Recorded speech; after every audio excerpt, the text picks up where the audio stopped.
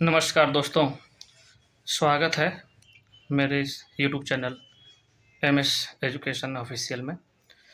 आज हम लोग रेल सेवा आचरण नियम 1966 के बारे में जानेंगे।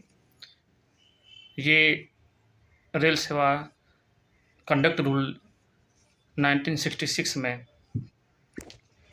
इस्टेब्लिश हुआ था। इसे रेल सेवा आचरण नियम भी कहते हैं। इंग्लिश में इसे कंडक्ट रूल 1966 कहते हैं। ये जो कंडक्ट रूल है, ये रेलवे में कार्यरत सभी कर्मचारियों के लिए उनके आचरण से संबंधित प्रावधान इसमें किया गया है। और ये नियम सिर्फ कर्मचारी पर नहीं बल्कि उसके परिवार के सदस्यों पर भी लागू होता है। तो रेल सेवा आचरण नियम में कुछ नियम हैं जिसको हम बारी बारी से देखेंगे। नियम नंबर 1, इसमें इस रेल सेवा आचरण को क्या कहा जाता है, इस नियम को क्या कहा जाता है, इसके नाम को परिभाषित किया गया है।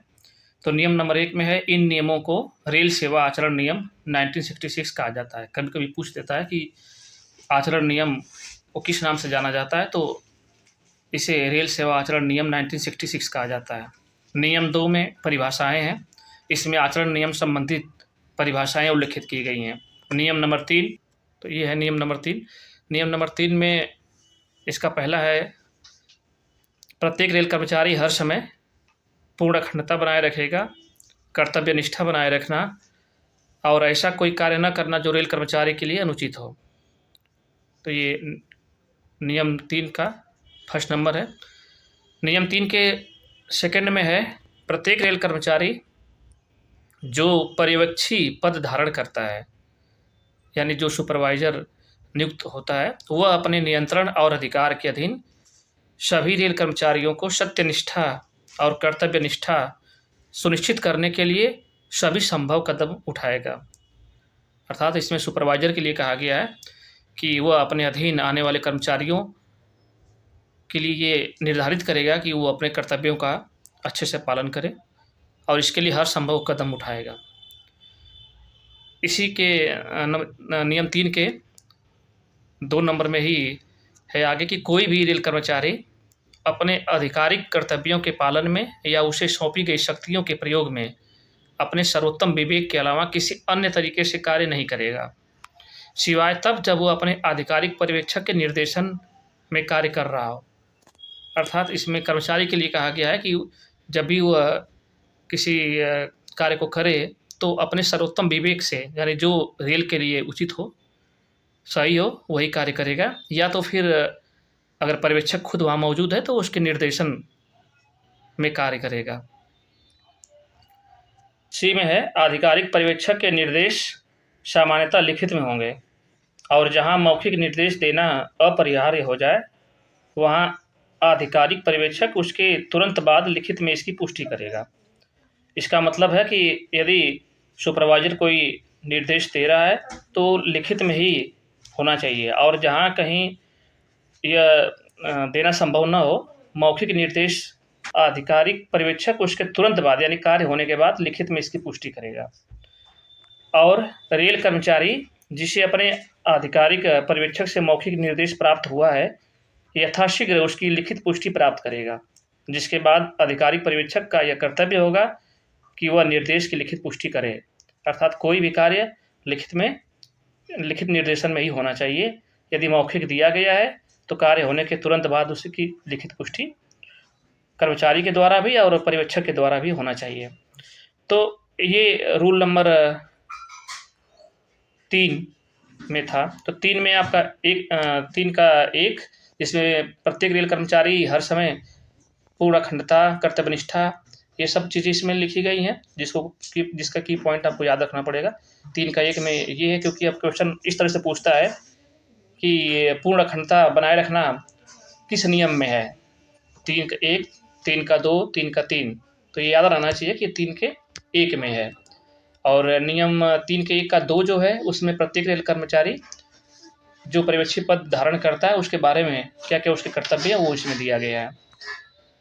और तो रेल नियम 3 का 3 में तत्परता और शिष्टाचार की बात है, जिसमें प्रत्येक रेल कर्मचारी तत्परता और शिष्टता से कार्य करेगा और सौंपे गए कार्यों में अनावश्यक विलंब नहीं करेगा।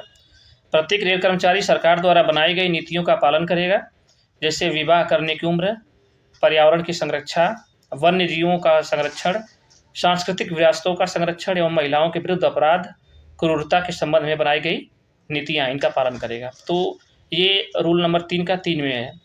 तो इस तरह से क्वेश्चन में आएगा कि ये रेल कर्मचारी के लिए तत्परता और शिष्टाचार की बातें किस नियम में है, तो रूल नंबर 3 का 3। और रूल नंबर 3 के 3 का सी, ये इम्पॉर्टेंट है, इसको अवश्य याद कर लीजिएगा। रूल नंबर 3 का 3 सी, जिसमें कामकाजी महिलाओं के यौन उत्पीड़न पर प्रतिबंध की बात की गई है, ये बहुत ही इम्पॉर्टेंट है, इसको अवश्य याद रखेंगे। इसका रूल नंबर ज़रूर याद रखेंगे। रूल नंबर यानी नियम नंबर 3 के 3 का सी है ये। यौन उत्पीड़न किस प्रकार का हो सकता है? नंबर 1 शारीरिक संपर्क, यौन अनुग्रह की मांग, यौन संबंधी टिप्पणियों, किसी भी प्रकार की अश्लील सामग्री दिखाना, कोई अन्य अवांछित शारीरिक, मौखिक या गैर मौखिक यौन प्रकृति का आचरण। तो इनमें से अगर कोई भी कार्य किया जा रहा है तो ये जो है यौन उत्पीड़न में आएगा। नियम नंबर 4, नियम 4 में है कि कोई कंपनी फर्म में रेल सेवक के नज़दीकी रिश्तेदार को रोजगार, यानी कोई कंपनी या प्राइवेट फर्म है, रेल सेवक का कोई निजी रिश्तेदार है, वो उसमें किसी पद पर आसीन है, तो इसके लिए इसमें नियम बनाए गए हैं कि कोई भी रेल सेवक अपने पद या प्रभाव का प्रत्यक्ष या अप्रत्यक्ष रूप से इस्तेमाल करके किसी कंपनी या फर्म में अपने परिवार के किसी सदस्य को रोजगार नहीं दिलाएगा। तो रोजगार से जो संबंधित नियम है किसी प्राइवेट कंपनी में, ये नियम नंबर 4 में है। नियम 5, राजनीतिक गतिविधियों में भाग लेना। नियम 5 भी बहुत इंपॉर्टेंट है। रेल कर्मचारी का राजनीतिक एवं चुनाव में भाग लेना वर्जित है। चुनाव प्रचार तथा किसी के पक्ष में अपने प्रभाव का उपयोग या किसी दल का सदस्य नहीं बनेगा। ये रेल कर्मचारी के लिए है कि वो राजनीतिक गतिविधियों में भाग नहीं लेगा। नियम 6, रेल सेवक द्वारा संघ अथवा संगठन में शामिल होना। रेल कर्मचारी किसी ऐसी संस्था या संघ में शामिल नहीं होगा जिसका उद्देश्य देश की एकता व अखंडता के विरुद्ध हो अथवा जिसे सरकार ने पाबंद लगा रखा हो, उसमें वह शामिल नहीं होगा। नियम नंबर 7, प्रदर्शन।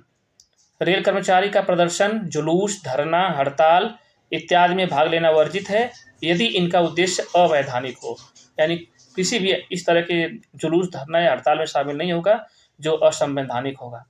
नियम 8, प्रेस एवं रेडियो से संबंध रखना। ये भी नियम काफ़ी इंपॉर्टेंट है। क्वेश्चन में ये क्वेश्चन इसका आता है, एग्जाम में कई बार आ चुका है, इसे अवश्य रखेंगे। रेल कर्मचारी का बिना प्रशासन की मंजूरी लिए प्रेस या दूसरे मीडिया से संबंध रखना वर्जित है, यानी प्रशासन की अनुमति बहुत आवश्यक हो तो प्रशासन की अनुमति से ही आप प्रेस या मीडिया के सामने आएंगे यदि आप उसके लिए अधिकृत किए गए हों। नियम 9, सरकार की आलोचना। रेल कर्मचारी सरकार की आलोचना नहीं करेगा। तो नियम नंबर 9 ये सरकार की आलोचना से संबंधित है। तो क्वेश्चन में जैसा कि आता है कि सरकार की आलोचना किस नियम के अंतर्गत है, तो आपको बताना पड़ेगा नियम नंबर 9। नियम 10, किसी जांच समिति या प्राधिकारी के समक्ष गवाही देना। तो इसमें कोई भी रेल सेवक सरकार के पूर्व स्वीकृति के बिना किसी व्यक्ति, जांच समिति या अधिकारी के समक्ष गवाही नहीं देगा अथवा जांच के दौरान सरकार की नीति की आलोचना नहीं करेगा। तो नियम 10 में ये बताया गया है कि बिना सरकार की पूर्व स्वीकृति के आप किसी के सामने किसी भी प्रकार की गवाही नहीं देंगे।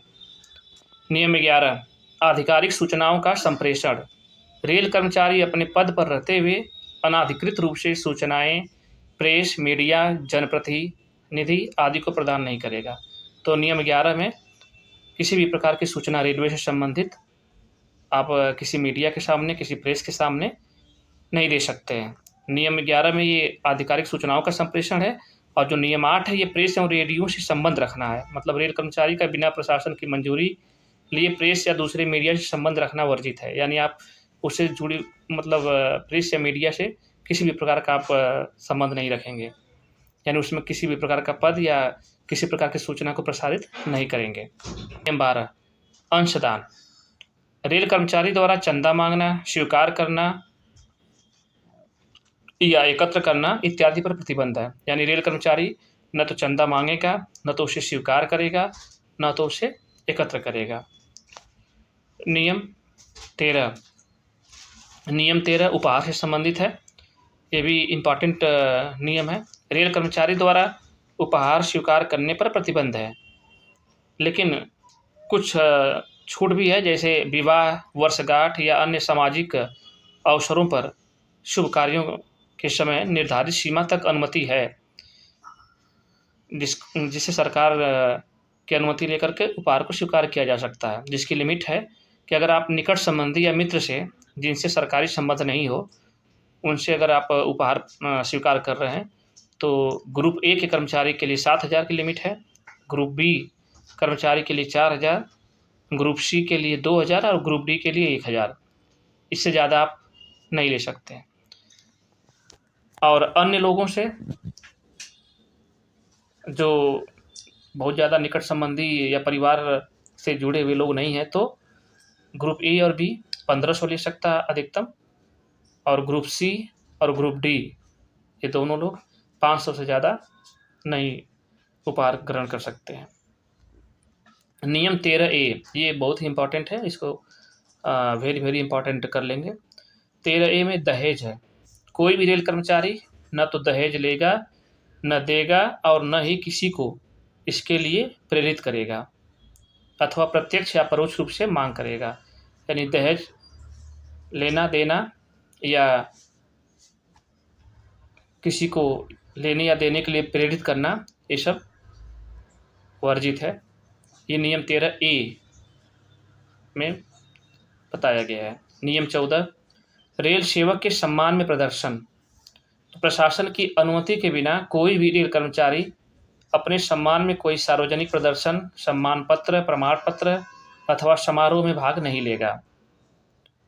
तो इसमें कुछ छूट भी है, जैसे अगर रेल कर्मचारी रिटायरमेंट हो रहा है या उसका ट्रांसफ़र हो रहा है, तो उसमें इससे छूट है, लेकिन अन्य किसी भी प्रकार का जो अपने सम्मान में कोई सार्वजनिक प्रदर्शन या सम्मान पत्र, प्रमाण पत्र या समारोह, ये सब चीज़ें इसमें भाग नहीं लेगा।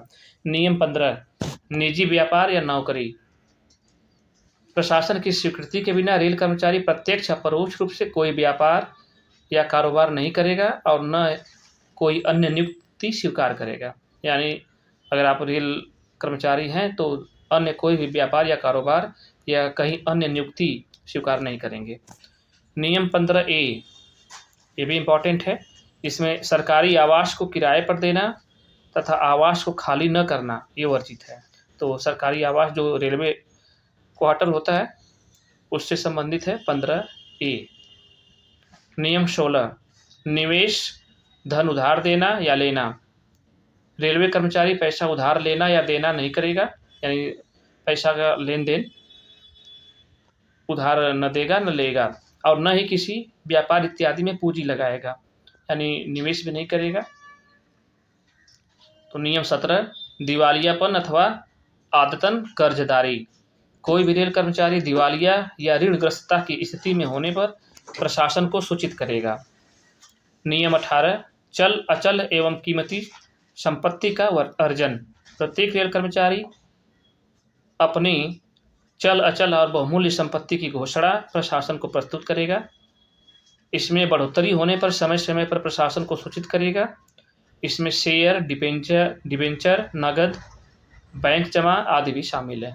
यानी इस तरह के कोई भी संपत्ति अगर वो अर्जित करता है तो उसके बारे में प्रशासन को सूचित करना पड़ेगा। नियम 18A विदेशियों के साथ लेन देन व भारत के बाहर संपत्ति खरीदने व बेचने पर प्रतिबंध। तो इस नियम में बताया गया है कि आप विदेश में न तो संपत्ति कोई ले सकते हैं, ना ही बेच सकते हैं, और न ही कोई विदेशियों के साथ लेन देन कर सकते हैं। नियम 19 रेल सेवक के कार्यों एवं चरित्र के संबंध में प्रचार। कोई भी रेल सेवक सरकार की पूर्वानुमति के बिना किसी राज्य की कृत्य के प्रतिशोध के लिए किसी न्यायालय अथवा प्रेस का सहारा नहीं लेगा जिसमें किसी की आलोचना या चरित्र हनन का मामला निहित हो। यदि रेल सेवक के इस हेतु किए गए अनुरोध की तिथि से 3 माह के अंदर सरकार द्वारा स्वीकृति प्राप्त नहीं होती तो यह माना जाएगा कि कर्मचारी का अनुरोध स्वीकार कर लिया गया। यानी इसमें बताया गया है कि कोई भी सरकारी कर्मचारी रेल सेवक सरकार के प्रतिशोध के लिए किसी न्यायालय या किसी भी प्रेस का सहारा नहीं लेगा जिससे कि किसी की आलोचना है उसके चरित्र हनन की बात हो। और अगर इसके लिए कोई अनुरोध किया उसने सरकार से, अगर सरकार ने 3 महीने के अंदर अनुरोध स्वीकार नहीं किया है या स्वीकृति प्राप्त नहीं हुई है तो स्वतः ही इस अनुरोध को स्वीकार माना जाएगा। तो नियम 20, विभागीय या अन्य प्रभाव का उपयोग। कोई भी रेल सेवक सरकार को उसके द्वारा दी जा रही सेवाओं के संबंध में स्वयं के हित व अन्य लाभकारी कार्य हेतु अपने से उच्च प्राधिकारी पर किसी प्रकार का राजनीतिक अथवा कोई अन्य दबाव न तो लाएगा और न तो लाने का प्रयास करेगा। इसका मतलब है कि कोई भी कर्मचारी अपने ऊपर के अधिकारी पर किसी भी प्रकार का किसी भी अपने लाभ के लिए कोई दबाव नहीं लाएगा और न तो इसका प्रयास करेगा। नियम 21, विवाह के संबंध में प्रतिबंध। तो ये विवाह से संबंधित नियम है। कोई भी रेल सेवक ऐसे व्यक्ति के साथ जिसका पति या पत्नी जीवित हो उसके साथ न तो विवाह और न ही विवाह का करार करेगा। और कोई भी रेल सेवक जिसका पति या पत्नी जीवित हो वह किसी अन्य से न तो विवाह करेगा और न ही उसका अनुरोध करेगा या आग्रह करेगा, न ही उसका करार करेगा। विदेशी नागरिकता वाले व्यक्ति से बिना सरकार की अनुमति के विवाह नहीं करेगा। तो इसमें 3 बातें हैं कि अगर कर्मचारी की शादी हुई है तो किसी अन्य से शादी का न करार करेगा ना तो शादी करेगा, और अगर शादी नहीं हुई है तो शादीशुदा व्यक्ति से भी न तो शादी करेगा और न ही उससे ऐसा करने का करार करेगा। और विदेशी नागरिकता वाले व्यक्ति से बिना सरकार की अनुमति के शादी नहीं करेगा। नियम 22, मादक पेय पदार्थ का सेवन। ये भी नियम बहुत महत्वपूर्ण है। एक रेल सेवक को ड्यूटी के दौरान मादक पेय या औषधि का प्रयोग, या औषधि मतलब वही जो ड्रग्स है, का प्रयोग ग्रहण न करने के नियम का कड़ाई से पालन करना चाहिए। यानी ये भी वर्जित है, ड्यूटी के दौरान आप मादक पदार्थ या ड्रग्स का सेवन नहीं करेंगे। सार्वजनिक स्थान पर मादक पेय पदार्थ का सेवन अवैध है। आप सार्वजनिक स्थान पर भी इस प्रकार के मादक पदार्थ का सेवन नहीं करेंगे। नियम 22A, कोई भी रेल सेवक 14 वर्ष से कम आयु के बच्चे को काम पर नहीं लगाएगा। ये बेहद इम्पॉर्टेंट नियम है। नियम 22A, कोई भी रेल कर्मचारी 14 वर्ष से कम आयु के बच्चे को काम पर नहीं लगाएगा। इसके बाद ये इतने नियम से, और ये बाकी जो है ये व्याख्या है। नियम 23 में व्याख्या है और इसमें बताया गया कि सभी शक्तियाँ राष्ट्रपति के पास सुरक्षित हैं। नियम 14 में शक्तियों का प्रत्यायोजन। नियम 25, इसके तहत नियमों को निरस्त करने के अधिकार का प्रावधान किया गया है। और नियम 26, सभी प्रशासनिक निर्देशों के पालन करने का दायित्व निर्धारित करने का प्रावधान किया गया। तो इस प्रकार से ये रेल सेवा आचरण नियम समाप्त होता है। तो इसमें मुख्य जो पॉइंट हैं आप इसको ज़रूर याद रखिए। जैसे 22 का ए है, ये 14 वर्ष से कम आयु के बच्चों को काम पर न लगाएं। उसके बाद आपका नियम 22 है, 22 और 22 ये दोनों महत्वपूर्ण है। 22 में मादक पेय पदार्थ के सेवन से संबंधित है। और नियम 21 ये भी बहुत इम्पॉर्टेंट है, विवाह से संबंधित प्रतिबंध इसमें दिया गया है। इसके बाद आपका नियम 20 भी महत्वपूर्ण है, ये विभागीय या अन्य प्रभाव का उपयोग करने पर नियम है इसमें। इसके बाद आपका 15A, सरकारी आवास को किराए पर देना तथा आवास को खाली न करना, ये 15A ये भी महत्वपूर्ण है। इसके बाद नियम 13A, दहेज से संबंधित प्रावधान है, ये भी बहुत इंपॉर्टेंट है। और नियम 13 उपहार से संबंधित है। इसमें जो फैक्चुअल डेटा है, जैसे ग्रुप ए के लिए 7,000, ग्रुप बी के लिए 4,000 और ग्रुप सी के लिए 2,000, ग्रुप डी के लिए 1,000। तो ये इम्पॉर्टेंट है, इसको याद रखेंगे। और अगर परिवार से संबंधित लोग नहीं हैं, तो अन्य लोगों से ये सीमा है ग्रुप ए और बी दोनों के लिए 1500, ग्रुप सी और ग्रुप डी दोनों के लिए 500 रुपये। और नियम 13 में उपहार है, जैसा अभी अभी बताया हमने। इसके बाद सरकार की आलोचना, नियम नंबर 9, ये भी बहुत इम्पोर्टेंट है। और नियम 8, प्रेस एवं रेडियो से संबंधित जो प्रावधान है कि उससे संबंध नहीं रखना, ये भी बहुत इम्पोर्टेंट है। इसके बाद नियम 5 में राजनीतिक गतिविधियों में भाग लेना, इसको भी याद रखेंगे। और नियम 3C, नियम 3 का C जो कामकाजी महिलाओं के यौन उत्पीड़न पर प्रतिबंध से संबंधित है, ये भी बहुत इम्पोर्टेंट है, इसको भी याद रखने की आवश्यकता है। तो इस प्रकार से ये हमारा रेल सेवा आचरण नियम 1966 समाप्त होता है। उम्मीद है कि ये वीडियो आप के लिए बहुत जानकारीपूर्ण रहा होगा। तो उम्मीद करता हूँ कि आप इस चैनल को लाइक और सब्सक्राइब करेंगे। नमस्कार।